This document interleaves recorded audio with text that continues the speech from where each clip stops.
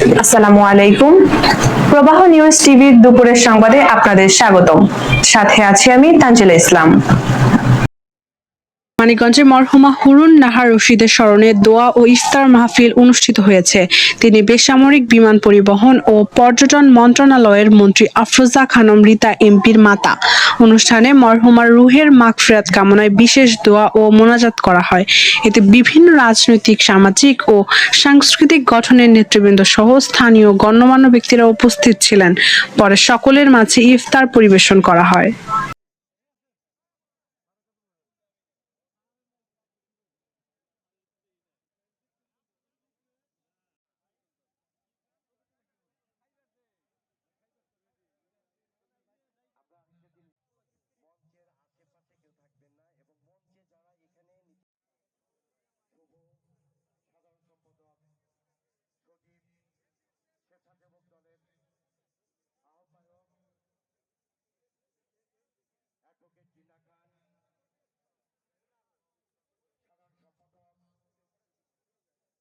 সদস্য সচিব তুহিনুর